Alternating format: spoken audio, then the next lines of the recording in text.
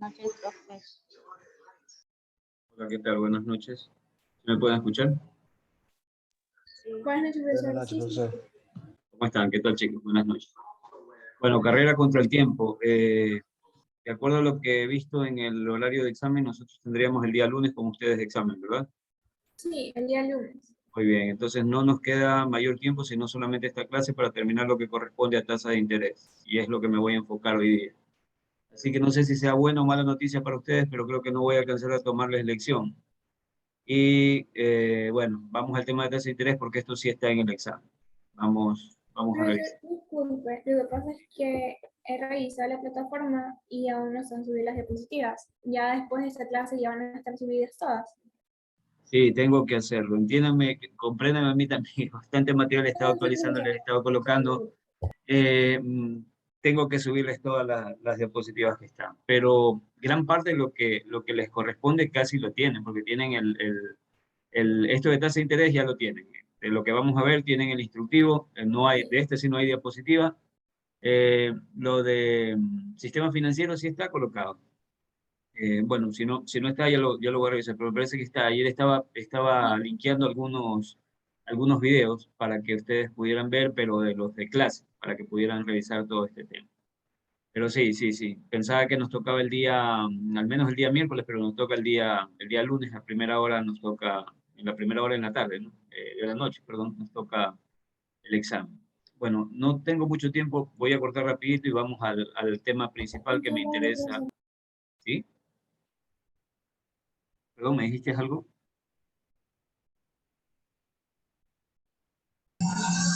Buenas noches. Sobre política, bueno, la clase anterior que dio sobre política monetaria, esas dispositivos no están subidas. Política monetaria, sí está en el de sistema financiero, tiene que estar. Ahí estaban. La última, la que les presenté última, esa no está, porque esa es nueva, esa recién la estoy elaborando, mejorando. Pero está en base a lo que está en sistema financiero, en la diapositiva de sistema financiero. Esa sí, entiendo que sí está linkeada ahí en la plataforma. Sí, hay dos diapositivas sobre mercado financiero. Sí, ahí tienen que revisar. Igual, yo terminando ya con ustedes, luego de asesorar una tesis, me quedo trabajando para linkearle toda la información que va a estar en su examen. Gracias. Disculpen de verdad porque a veces no hay, lo que menos tengo es tiempo. A ver chicos, vamos entonces con lo de tasas de interés. Ya, muy bien. ¿Cómo les fue con la lectura? ¿Qué les pareció el tema de tasas de interés? ¿Se comprendió? ¿Se entiende?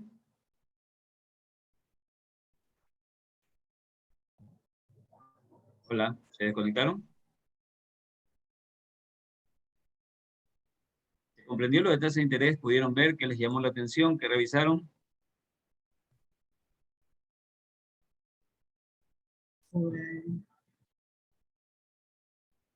Participen, chicos, me interesa mucho que participen. Vamos, han de haber leído la información. ¿Qué información encontraron? ¿Qué les llamó la atención?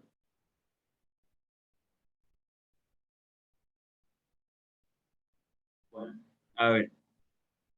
Es desarrollar criterio crítico, ¿ah? Por eso se les manda estos artículos y estos documentos a leer con la finalidad de que puedan exponer y presentar. Obviamente, ingeniero, buenas noches. ¿Sí? Obviamente que como muchos tenemos conocimiento, el tema de los créditos Muy bien. justamente se basa en segmentaciones, por decirlo tal como lo decía el archivo. Y pues para aquello debemos tener en consideración los puntos que especifican, los caracterizan cada uno de ellos. Siéndole muy sincero en este ámbito, desconocía mucho, sabía que existían muchos créditos, pero el tema de las características o qué es lo que a quienes se le brinda es una de las cosas que más me llamó la atención, que de hecho en el tema del crédito productivo, este de aquí que es entregado el tema de las personas naturales obligadas a llevar contabilidad, o el tema también de las personas jurídicas, pero que registren ventas anuales superiores a $100,000. Esa era una de las cosas que mencionaba, a diferencia de también el productivo corporativo, que es casi lo mismo, pero una de sus características es que en este caso las personas naturales o jurídicas registren ventas anuales superiores a a 5 millones de dólares, creo que si mal no recuerdo. Ese tema ahí me pareció muy, muy importante porque anteriormente sabía y conocía del tema de que existen estos créditos, pero en tema de que sean exigentes con cantidad de ingresos anuales o en este tipo de características, desconocía. Y Muy la bien. verdad es que es un archivo demasiado amplio y extenso a la vez, con información importante, que nos permite en este caso segregar el tema de los créditos que existen y cuáles son sus especificaciones para poder ser acreedores de alguno de ellos. Perfecto, gracias Gregorio, creo que es tu nombre, Gregorio, gracias. Gracias por el aporte. A ver, miren, esta información es interesante porque no está escrito en ningún lado y en realidad esto no lo enseñan. Yo por lo menos he visto, bueno, pocos profesores son los que explican a profundidad este tema, eh, pero más que el conocimiento, yo siempre digo, más que el conocimiento que uno toma para su desarrollo empresarial, para su utilización dentro de la vida de la empresa, de este tema, por lo menos, más que nada, como sujeto, como ciudadano, el conocer sobre los segmentos de crédito es algo muy importante, porque eso te permite a ti saber dónde buscar la información, saber cuánto te van a cobrar por esa información, saber cuándo te pueden cobrar esa tasa que te mencionan por segmento, entendiendo de que eh, cumple ciertas condiciones que te encasillan ese segmento. Porque también a veces ocurre, y aunque repito, esta expresión la doy como Miguel Cueva, no como funcionario público, no como profesor ni nada por el estilo, sino como Miguel Cueva, generalmente a veces se escucha a las personas que dicen, vea, me estaba pidiendo un crédito para este segmento, pero me encasillaron en el de acá, ¿no? Y es a veces una mala práctica que se hace porque finalmente no, la institución financiera es responsable del destino final del crédito. Y a veces por eso los créditos quedan impagos, no se recupera y se generan una serie de problemas, ¿no? Pero bueno, el sentido aquí entonces en esta noche es poder entender lo que es la tasa de interés. Creo que ya están en octavo y a esta altura casi ingenieros que ustedes van a hacer. Ya la tasa de interés creo que es un concepto que lo manejan al dedillo. De manera sencilla, todavía me acuerdo lo que me enseñaron a mí con relación a la tasa de interés. Y la tasa de interés no es otra cosa sino que el valor del dinero en el tiempo. Eso implica la tasa de interés, ¿no? Y de manera muy básica, dentro de las operaciones financieras, la tasa de interés que yo voy a tener, o las dos principales que yo puedo identificar, son las tasas de interés activas y las tasas de interés pasivas. Entiéndase por activa aquellas tasas que me van a cobrar los bancos. Entiéndase por pasivas aquellas tasas que van a pagar los bancos por mantener mis recursos, no bancos, sino instituciones financieras, por mantener mis recursos dentro de la entidad. ¿Ya? Entonces, es el valor del dinero en el tiempo. Puedo identificar de manera primaria dos clasificaciones de tasas que son las activas y las pasivas. Las activas son aquellas que, en este caso, por otorgarnos crédito, nos cobran las instituciones financieras, y las pasivas son aquellas que nos pagan por colocar nuestros recursos dentro del sistema financiero, de las instituciones financieras. Entonces, eso de manera muy general. Ahora, eh, ¿por qué les enseño esto? ¿Cuál es la lógica de poderles enseñar esto? Primero, antes de seguir con el tema de la lógica, es entender cómo se genera este proceso. Este documento que ustedes revisaron, que si bien es cierto es muy técnico, porque finalmente es el instrumento que se utiliza para poder alimentar, o es el que tienen, o es el que utilizan las personas que las instituciones financieras reportan la información para que se carguen el sistema y se puedan calcular las tasas. Entonces, manuscrito, digo, perdón, este archivo, este PDF que ustedes tienen acá, es justamente un instructivo que les dice a las personas cómo alimentar la información. Por eso es que al inicio ustedes pueden ver que les dan información de una serie de campos que se tienen que asignar, que se tienen que reportar con relación a cada operación crediticia, ¿ya? Explicándoles así mismo de manera muy general, porque el proceso no es tan sencillo, como ustedes entenderán. Toda esta información se reporta al Banco Central, y el Banco Central toma esta información y hace el proceso de la información y genera los valores de tasa. Pero ¿para qué genera esto el Banco Central? ¿Cuál es la lógica? Antes de terminar el mes, la última semana del mes, generalmente la Junta de Política y Regulación Monetaria y Financiera se reúne, anteriormente lo hacía el directorio del Banco Central, pero actualmente lo hace la Junta de Política y Regulación Monetaria y Financiera y se reúne una semana antes de que acabe el mes. Es decir, la próxima semana ya se está reuniendo la Junta para fijar, por ejemplo, las tasas que corresponderían a febrero, ¿no? Y como yo les decía, esto es como información que yo tomo del mes y proyecto lo que va a pasar el siguiente mes. Es como que está rezagado, ¿no? Entonces, lo que ocurre en enero me sirve para proyectar febrero, lo que ocurre en febrero me sirve para proyectar marzo, lo que ocurre en marzo me sirve para proyectar al siguiente mes. Y es así para todos los meses, ¿no?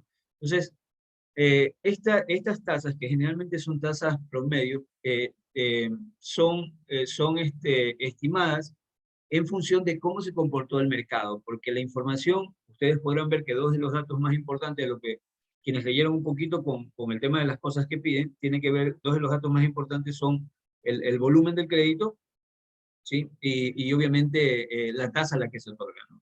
El volumen de crédito, la tasa de que se otorga, el periodo al que se otorga, son datos importantes, los más importantes dentro de la información que se levanta. Y en función de esos datos, se hace la proyección para el siguiente mes. Entonces, una de las cosas que recuerden es que esto lo define, si bien es cierto, lo calcula técnicamente el Banco Central, pero quien finalmente termina definiendo el tema de tasas es la Junta de Política y Regulación Monetaria. ¿Por qué digo define? Porque, repito, el Banco Central como un organismo técnico llega a la Junta y presenta las tasas. Pero ¿qué es lo que sucede? La Junta, como un organismo no técnico, sino, bueno, técnico también, pero más un organismo de dirección relacionado con política y estrategia, la Junta de Política y Regulación Monetaria lo que hace es ver si esas tasas están apuntando a los objetivos que se quieren. Nuevamente aquí les cito el ejemplo. ¿Qué quiere decir? De que si, por ejemplo, quiero dinamizar el tema del microcrédito y para dinamizarlo debo de optar por ir bajando regularmente las tasas de tal manera que se vuelva más barato el microcrédito para que la gente pueda tomar ese tipo de recursos a menos, a menos costo, que en este caso a menos tasa de interés, eso lo haría y lo reformaría en la tasa con la información que me manda el Banco Central, ¿no? Entonces, de manera técnica se define hasta cuánto podría ir bajando para ir o apuntando ese objetivo. Cosas como lo que yo les decía, en algún momento se ve el problema. Bueno, antes lo hacía el Ministerio Coordinador, actualmente no existen estos ministerios coordinadores, no sé quién presentará la información a la Junta, pero anteriormente este Ministerio Coordinador veía el comportamiento del endeudamiento y cuando se disparaba, generalmente lo que se hacían era dictar o proponer directrices para evitar de que la gente se sobreendeude, ¿no? Honestamente, no sé si eso se haga actualmente, no lo creo, pero eran criterios acertados porque lo que hacías ahí es poner como ciertos elementos de control para que no se armara una bomba de tiempo en el futuro con la gente que podría afectar a las instituciones financieras, ¿no? Entonces, más que reactivo, eras proactivo, estabas preparándote antes de que ocurrieran las cosas, en lugar de esperar a que reventara una bomba y ahí tomar acción. Entonces era diferente en otros tiempos. Pero bueno, finalmente estas tasas, como les digo, las define la Junta de Política y Regulación Monetaria y Financiera y las propone las publica para que el mercado las lleve, ¿no? Voy a explicar de manera muy general. Les pedí a ustedes que revisaran cada una de las condiciones. Voy a hablar de manera muy general con relación al espíritu del crédito. Y luego de eso me voy a ir puntualmente al tema de valores, que es lo que me interesa poder explicarles a ustedes. Así como lo mencionaba Gregorio, creo que era el compañero que hablaba, Gregorio decía que le llamaba mucho la atención de que habían estos segmentos, ¿no? Anteriormente, si ustedes ven la historia, antes del 2007, habían poquísimos segmentos. Habían pocos segmentos, inclusive, si no recuerdo mal, simplemente habían tasas activas y pasivas. Y era así, y se acababa. No habían todos estos segmentos que con el tiempo fueron aumentando. Primero fueron 2, de ahí fueron 4, de ahí aumentaron 8 y de ahí comenzaron a aparecer más subsegmentos. Ahora creo que hay una cantidad considerable y una serie de divisiones que alguien diría, ¿para qué tantas divisiones? Tiene una lógica porque no es lo mismo entregar un crédito, un microcrédito, que entregar un crédito hipotecario. No es lo mismo entregar un crédito de educación que un crédito hipotecario. No es lo mismo entregar un crédito de consumo que un crédito de educación. Entonces hay que hacer esas digresiones, porque yo no le puedo cobrar lo mismo para alguien que quiere el dinero para una cuestión específica. Y al hacer esas separaciones, yo puedo en cierta medida también por ahí canalizar política, ¿no? En cristiano lo que les digo es que si, por ejemplo, me interesa que los estudiantes tengan acceso a educación superior y sé que uno de los problemas principales es que la gente no tiene el acceso al crédito para poderse inscribir, no solo en instituciones privadas, no solo en instituciones públicas, sino de repente en privadas, ¿no? que quieran estudiar alguna carrera, si el Estado tuviera esa visión de que hay gente que a veces no quiere estudiar en la universidad estatal porque no hay las carreras que a ellos les motivarían, ¿ya? Entonces, si aperturara este tema del crédito para la parte privada y lo pusiera una tasa atractiva para que un padre pudiera pagar una carrera y pudiera darle la oportunidad a su hijo, fuera interesante, ¿no?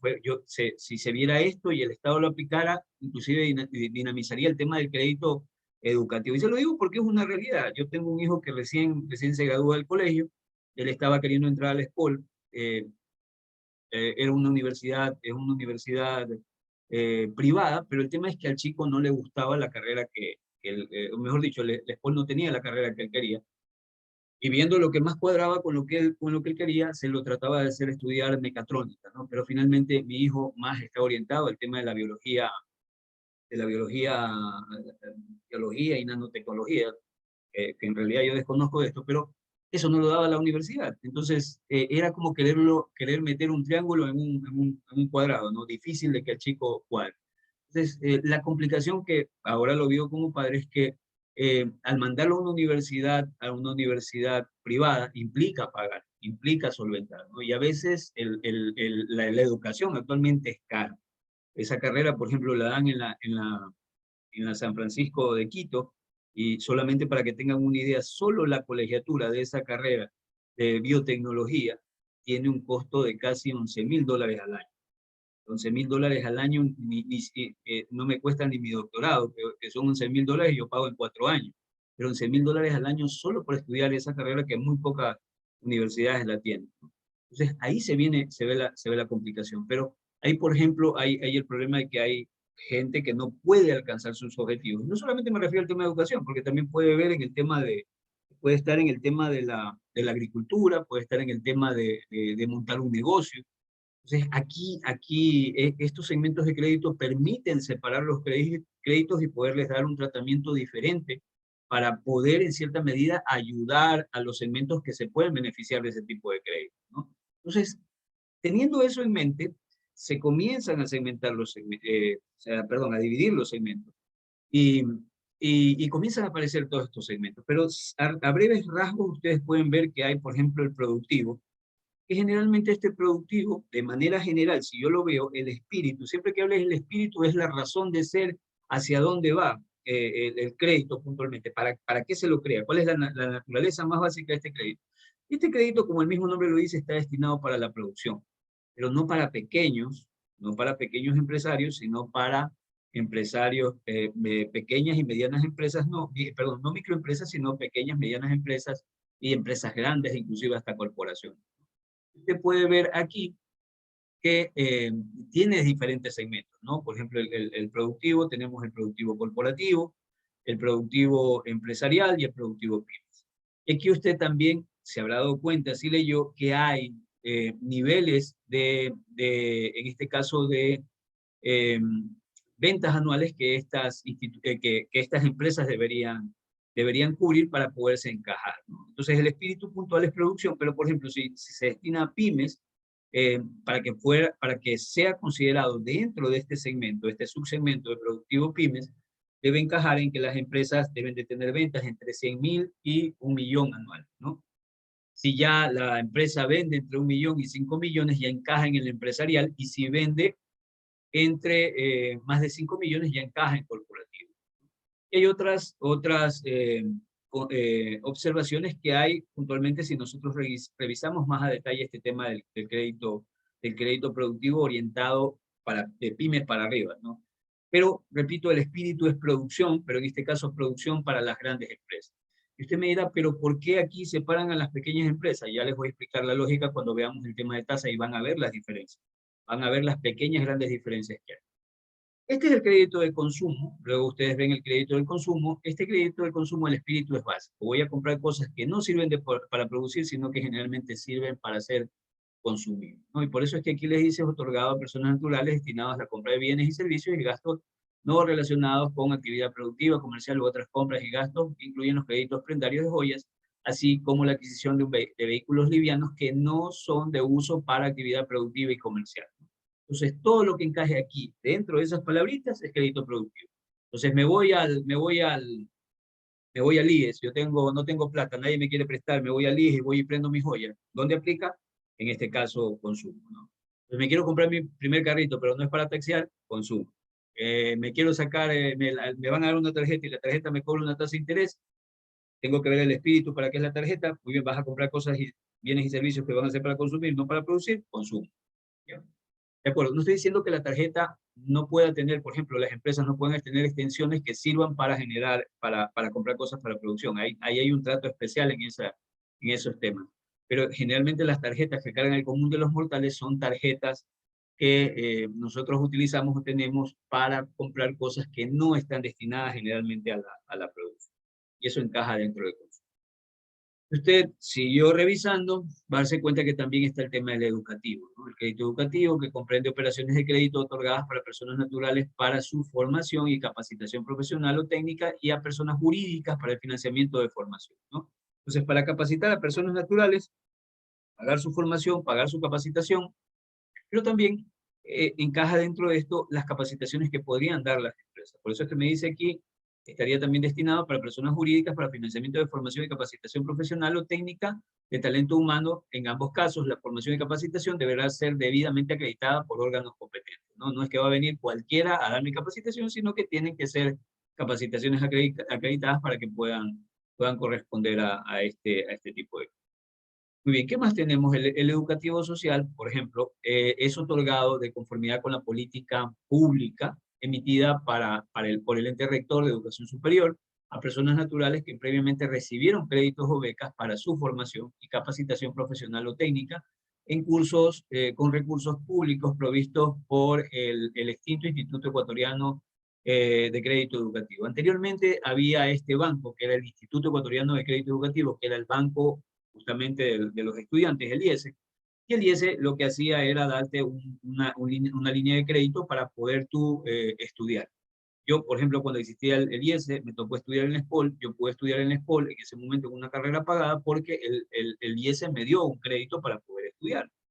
Y obviamente en el tiempo tuve que devolverlo. Pero la particularidad es que la tasa que te cobran no va a ser la misma o no tiene que ser la misma que, por ejemplo, un crédito productivo, un crédito de consumo, ¿ya? Porque esto es para educación, ¿no? Estás gastando dinero para formarte y eso le interesa a la nación, eso le interesa al Estado, que los sujetos que conforman el país constantemente se estén capacitando. Y una manera de promocionar eso es permitiéndole que accedan a créditos y que puedan fácilmente pagar, ¿no?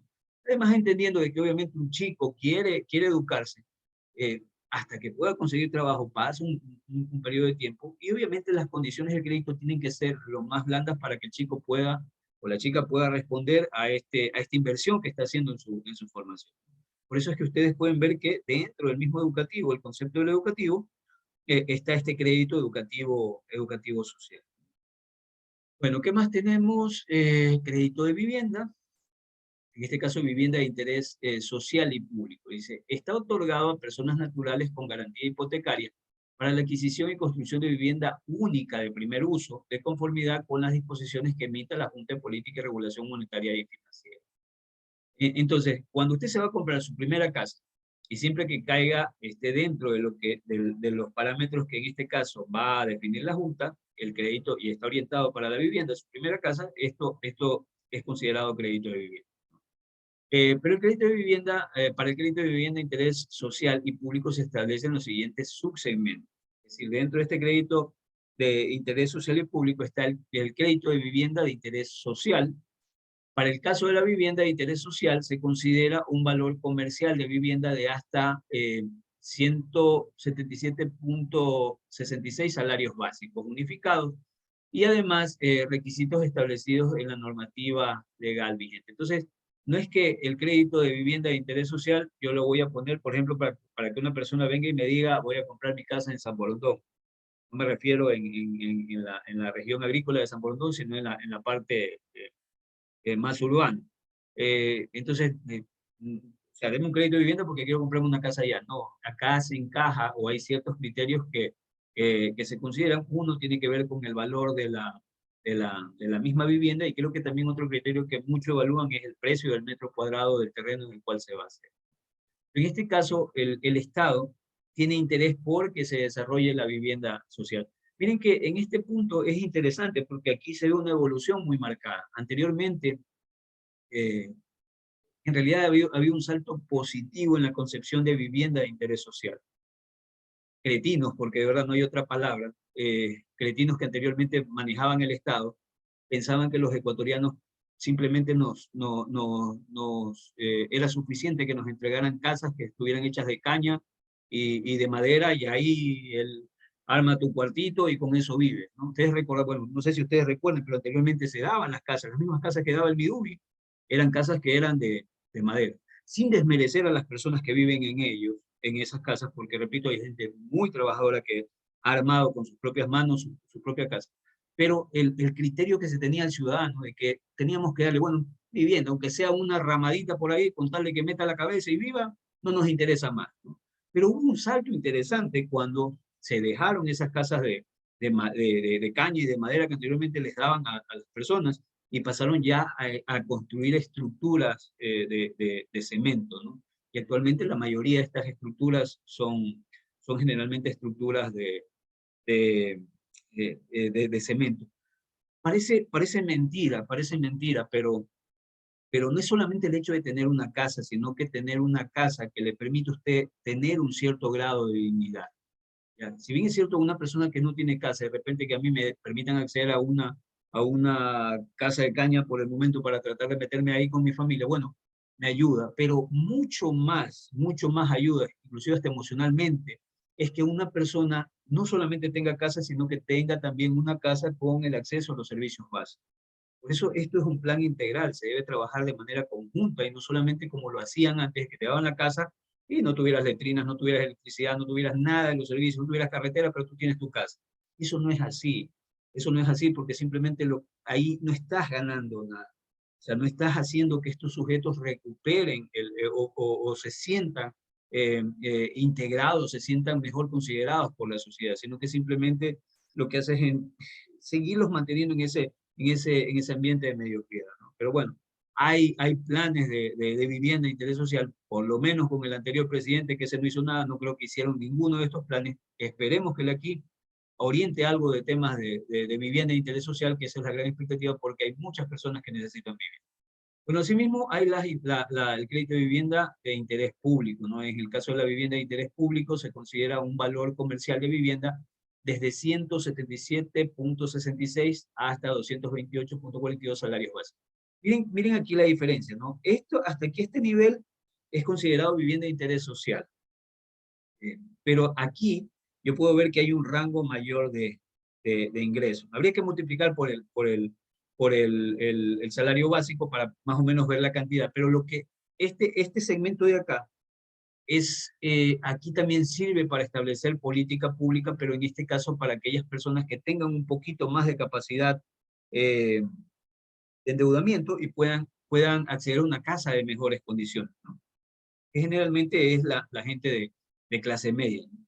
Entonces usted puede endeudarse con una institución financiera. Si hay programas del Estado que estén canalizando este tipo de créditos, usted va a acceder y aplica en ese caso a la tasa que corresponde a vivienda de interés público, porque en este caso lo que trata de hacer es no solo enfocarse en las personas que no tienen vivienda y que de repente no tienen tanta capacidad de tanto poder adquisitivo para poder comprar una vivienda, sino que también aquellos que tienen, pero que de repente lo que tienen no les alcanza para adquirir algo mejor, ¿ya? Y ahí en ese momento entran estas políticas para que estas personas puedan acceder a un mejor nivel de vivienda.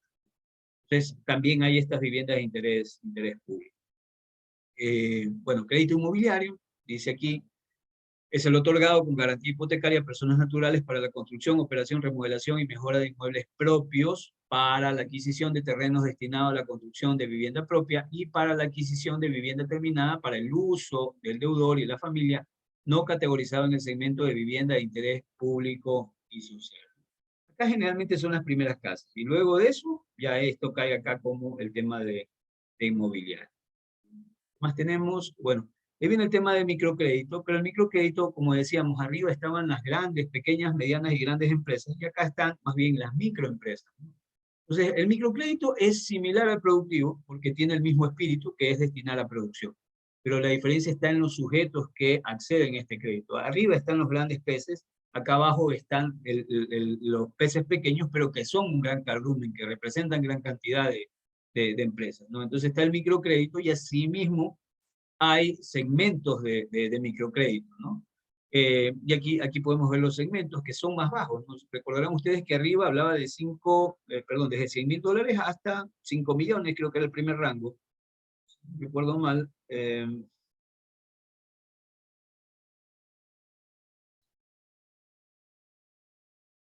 Sí, el primero era entre $100,000 a $1.000.000, perdón. $100,000 a $1.000.000. Y acá el productivo es, perdón, el microcrédito, el acumulativo, el de acumulación ampliada, va entre $20,000 y $100,000, el de acumulación simple entre $5,000 y $20,000, y el minorista que va a ser inferiores a $5,000, ¿no? Estos son los segmentos orientados al microcrédito. El minorista menor a $5,000 para acumulación simple, entre 5,000 y 20,000, y para acumulación ampliada entre 20,000 y 100,000. Repito, este crédito tiene también el espíritu de generar producción, pero en este caso los sujetos a los cuales iría a otorgar el crédito son generalmente a microempresarios. ¿Qué más tenemos aquí? Bueno, luego de eso vemos el tema del crédito de inversión pública, que en este caso aquí encajan los destinados para financiar programas, proyectos de obras, servicios encaminados a la producción de servicios públicos, cuyas prestaciones es responsabilidad del Estado, sea directamente o a través de empresas, que se cancelan con cargo de recursos presupuestarios o rentas de deudor fideicomisadas a favor de las entidades financieras públicas prestadas. Entonces, esto es básicamente para los créditos, pero que se otorgan, en este caso, a instituciones públicas, a entes públicos que vayan a realizar generalmente actividades de obras dentro de la región a la cual tienen encargado. Entonces, bueno, de manera general ustedes vieron este tema de los créditos, y lo que me interesa, como les decía, es poder ver la información que vamos a tener en el boletín estadístico. Y creo que se fue el boletín. Abrirlo, tasa de interés.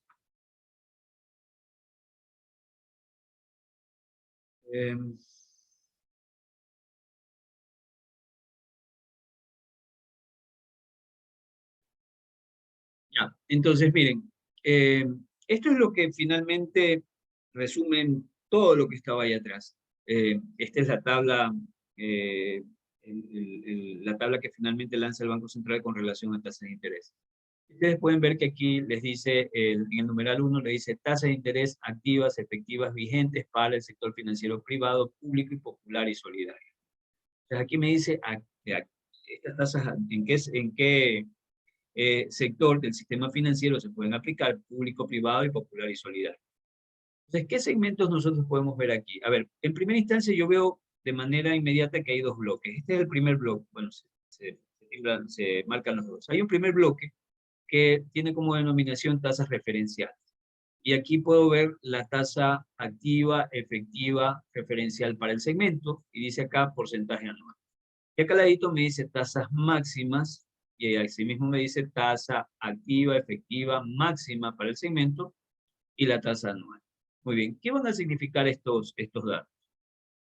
Tasas referenciales, de manera sencilla para comprenderlo, es como que la institución, en este caso el Banco Central, les dice, señores, si ustedes van a adquirir un crédito dentro de estos segmentos, las tasas que deben de tomar como referencia son las que les muestro a continuación.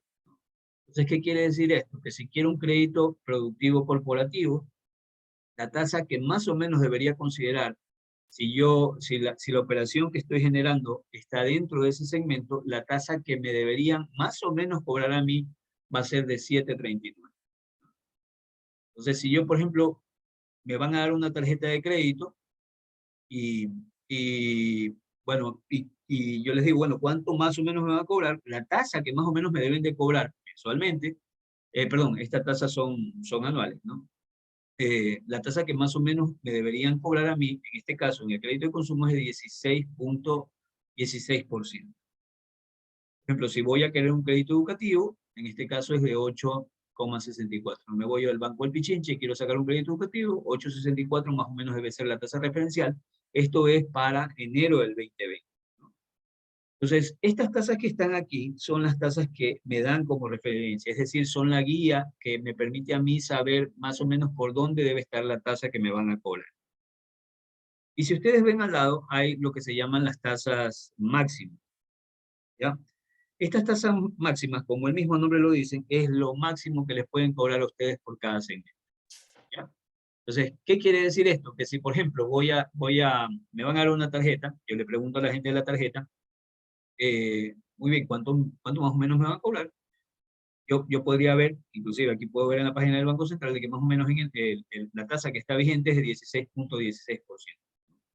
Pero, en este caso, lo máximo que podrían cobrarme es de 16.77. ¿Sí? Es decir, si por ejemplo el banco me llega a cobrar 17% de tasa de interés, eso ya cae en algo que se conoce como, ¿cómo se conocía eso? Cuando me cobraban más de lo permitido. Ayer vimos, eran 3 conceptos. ¿Cómo se conocía? No era usura. Muy bien, usura, exacto. Cuando me cobran más de lo que está legalmente permitido. Entonces, lo que les quiero decir con esto es que si ustedes van a querer una tarjeta de crédito, saben que el crédito que más o menos te van a cobrar va a estar por alrededor de 16.16%, pero lo máximo que le podría cobrar una institución financiera es 16.77.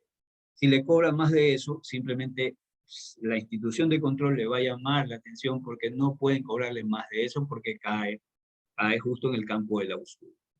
Como los bancos Una son tan... consulta rapidito. Sí, sí. Dime, sí.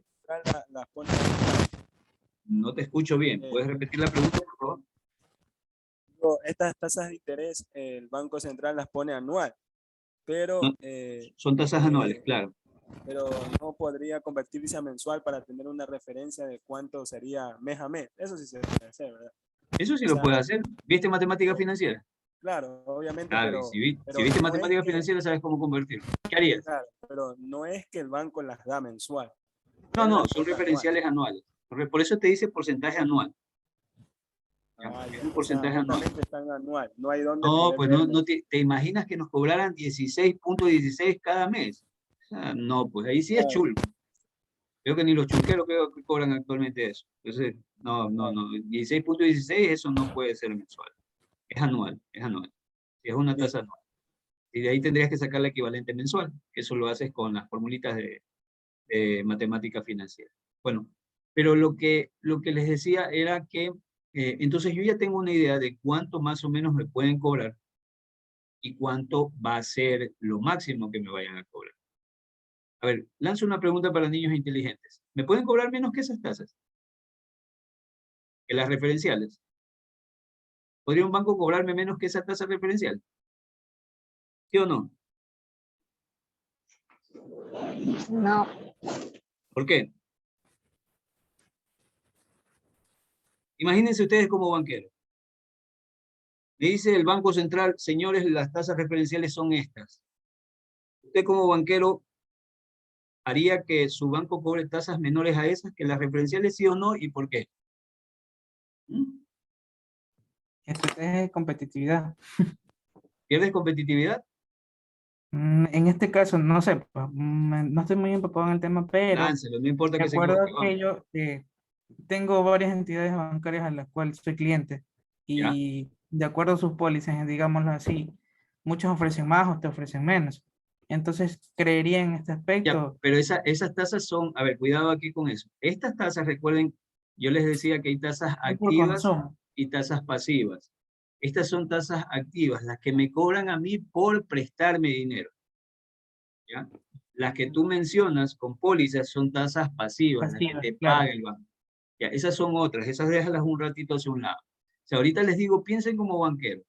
El Banco Central le dice, señores banqueros, en su negocio las tasas que pueden cobrar, las referenciales son estas y las máximas son estas. Yo les pregunto a ustedes como banqueros, señores banqueros, ¿pueden darme un crédito de consumo menor a esa tasa referencial, sí o no? Vamos. Profe, en mi caso, o sea, yo como obviamente banquero, no podría rebajarme a la tasa de referencia que me da un órgano principal, por decirlo ¿Por así. qué? Más que todo, o sea, es que obviamente ellos, Es pienso yo que, referencial. Es Claro, sí referencial. se podría porque es como una referencia nada más. Es hasta el tope que se puede llegar, así como quien dice. Muy bien, pero ¿podrías entregarle a menos valor? Claro que sí, para generar competitividad Correcto. con los Pero demás como bancos. muy bien, exacto. Es que es profe, así, es así. y usted no El dijo que presidente eso, lo está haciendo. profe, y Ande- eso de ahí no representan las tasas pasivas, como le acabo de decir a Gregorio. No, estas son, a ver, estas son las tasas Estas son activas. tasas activas. Activas. Estas son las que tú pagas por pedirle dinero al banco. Ya, la de consumo es lo que te cobran a ti las tarjetas de crédito. Lo que yo les pregunto es, o sea, si el banco me entrega el crédito de consumo a 16, lo máximo que puede cobrar es 16,77 en enero. Esta es la tasa anual, ¿no? Pero yo les pregunto, ¿podrían cobrarme menos que ese 16? Profe, y un ejemplo no sería como los créditos que está promoviendo el presidente ahora último con el 1% de interés. Espera, no me hagas el coraje, déjalo un ratito ahí al lado, pero la ¿Crees que pregunta sería es, un ejemplo de tasa activa? Porque es lo que vamos a pagar. Pero, ya, y está dando menos de lo que está referencial, pues, ¿no? bien, A un extremismo sí, pero referencial. ya, entonces la conclusión es, ¿me pueden cobrar menos? Sí. Sí, Sí pueden, de porque es el acuerdo. negocio de ellos, ¿no? Hay un margen de ganancia. Recuerden que en la intermediación, ya vamos a ver las activas que nos pagan, perdón, las pasivas que nos pagan, y van a ver el diferencial que hay entre lo que nos pagan y lo que nos cobran. ¿Ya? Pero, o sea, ellos pueden cobrarnos menos que eso, sí, porque lo más probable es que hay un margen cómodo para ellos. Pero nunca, nunca he visto que un vampiro deje un vaso de sangre. Así que generalmente los bancos le dicen, muy bien señores, esta es la referencial y esta es la máxima, ¿y ustedes qué creen que van a hacer los bancos con las tasas? ¿Qué tasa va a poner el banco? La máxima. La máxima, hasta el último centavito. Muy bien, exactamente, eso es lo que pasa. Los bancos van generalmente a tirar hacia el techo. ¿Ya? Entonces, ustedes pueden ver aquí, o ya saben aquí, por Dios, apréndanlo y nunca lo olviden. Cuando vayan a comprar su casa, cuando vayan a endeudarse con una tarjeta, cuando vayan a hacer lo que sea, una operación legal, ¿no? Me refiero. Vayan a hacer una operación legal, miren las tasas primero para que sepan qué es lo que están haciendo. Y ustedes como usuarios financieros puedan exigir sus derechos. En este momento ya tienen conciencia de que hay una referencia de tasas con las cuales me pueden cobrar a mí. Ya tengo aquí el educativo. Ustedes pueden ver todos los segmentos que ya han leído. ¿Ya? ¿Quieren ir a comprar su casa? Miren la tasa que les corresponde. ¿Quieren ir a comprar? ¿Quieren ir a endeudarse con un crédito de consumo? Ya sabe lo que les corresponde. Usted es empresario, sabe también que si es micro, se va para la parte baja de la tasa, de la tabla y va a ver las tasas micro. Y si no, si es gran empresa, se va para la parte de arriba. Ahora, bueno, les hago una pregunta con relación al tema de las empresas. Miren la gran diferencia. Si ustedes ven las tres primeras líneas, dicen los productivos, ¿verdad? Ahí están los productivos. Recuerden que los productivos son para las grandes empresas, los peces grandes. Y vean las tasas que tienen. Y luego vayan al segmento minorista, abajo. Y miren las tasas que tienen los minoristas. ¿Qué pasa aquí? ¿Puede alguien decirme algo? ¿Por qué habría esa diferencia entre el tema de tasas? Profe, sí, más o menos eso yo me estaba percatando ahorita. O Muy sea, bien. desde mi perspectiva pienso yo, que obviamente el pequeño, o sea, el emprendedor o el microempresario que hace estos microcréditos, obviamente no los hace tan al exceso como corresponde a lo que es un crédito productivo, corporativo, empresarial, que ya es una empresa ya grande, Una por cantidad decirlo grande. así. Ya obviamente acá ya se habla de millones. pero en microcréditos, obviamente el tope creo que hasta 500.000, algo así. Y Ya, es por eso la tasa que es mayor para el microcrédito y menor para la empresa grande, por decirlo así. Solo una aclaración, los montos no tienen que ver con los volúmenes de crédito, ¿ah? Los montos que mencioné, esos montos que estaban arriba, que yo cité, tienen que ver con las ventas de la empresa. ¿Ya? Eso tiene que ver con ventas. Ahora, aquí hay varios criterios, ¿no? El microcrédito es más difícil de analizar, más difícil de recuperar, por la misma realidad de los sujetos, ¿no? Entonces hay más probabilidades de pérdida si no se analiza bien el tema de microcrédito. Y a veces no hay tantos activos que respalden estos créditos, ¿no? Y eso podría hacer de que, en otras palabras, el crédito se vuelva más riesgoso y por ende cueste más por el riesgo, porque hay, dentro de la tasa de interés, hay implícito el tema del riesgo que corres al momento de prestar. Usted se va para la parte de arriba, también tiene empresas que son más grandes, que generalmente tienen activos, y que los valores que prestan generalmente están respaldados por colaterales de deuda. Pero hay otro elemento también más importante. Los que están arriba son grandes empresas y generan gran volumen de empleo. Entonces, si yo quiero dinamizar fuertemente el crecimiento del empleo, tengo que darle a esas empresas más recursos más baratos para que puedan producir y de esa manera arrastren más gente a trabajar con ellos, ¿no? Es discutible lo que les digo, pero ese es el criterio más o menos técnico que se podría tener con relación a este tema. Pero lo que quiero ver es que todavía, a pesar de que han bajado, ¿no? Porque estaban en 30 y pico, estas tasas que están acá, igual están altas las de microcrédito comparadas con la que tiene el sector productivo. Igual es interesante. Por cuestión de tiempo, chicos, voy a avanzar un poquito más rápido para mostrarles las pasivas. Las pasivas, recuerden que son las que me pagan los bancos, ¿no? Por colocar el dinero en el sistema. Entonces están aquí, por ejemplo, los depósitos a plazo 5,58, depósitos monetarios 0,59 apenas, miren, anual, ¿no? Operaciones de reporte 1,50, depósitos de ahorro 0,98. Y eso sí es que nos pagan, ¿no? Y depósitos de tarjeta vientes 1,34, 1,31. Y ahí tengo las de interés, tasas de interés efectivas referenciales por plazo. Y en las por plazo, por ejemplo, de 30 a 60 días, cuando ustedes colocan una póliza, 4,04%. Va aumentando el tiempo, ¿no? De 61 a 90, aumenta la tasa, 4,33, 91 a 120, 5,05, 121 a 180, 5,11, 180 días hasta 360, 5,84, y más de 360 días, 7,74. Es decir, que si yo pongo mi dinero a dormir eternamente en un banco, lo máximo que voy a recuperar es 7,74.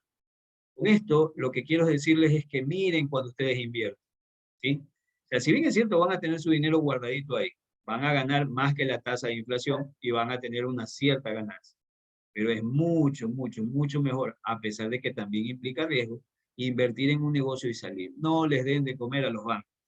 Yo anteriormente impulsaba el tema del ahorro, pero en este ahorro, quienes se hacen ricos son los bancos porque toman su dinero y lo ponen a trabajar, mientras usted simplemente gana miseria por el dinero que coloca a los bancos. Es un criterio personal, totalmente personal. Pero igual tienen aquí las tasas pasivas, ¿no? De hecho, Muy te bien. hacen cobros por el servicio. Correcto, aparte de todo lo que te cobran. Muy bien. Muy bien, chicos. Lamentablemente por cuestión de tiempo tengo que cerrar porque asumo que hay otra clase luego de la mía y tienen que utilizar el aula. De acuerdo, revisen esta información. Han visto la información, más o menos saben qué les puedo preguntar, ¿sí? Analicen la información. Todos mis exámenes son generalmente razonamientos. Revisen la información que está aquí y comiencen a razonar los contenidos. No se los aprendan de memoria, razonen, porque es generalmente las preguntas que van a estar, que yo les voy a hacer, tienen que ver con razonamiento sobre los temas que ven. De acuerdo. Bueno, chicos, les deseo la mejor de la suerte. Pilas con el examen. 6:30 nos vemos el día lunes. ¿De acuerdo? Pasen bien y buena noche. Todos tienen asistencia, así que no se despeinen. Pasen bien y buena noche. Buenas noches.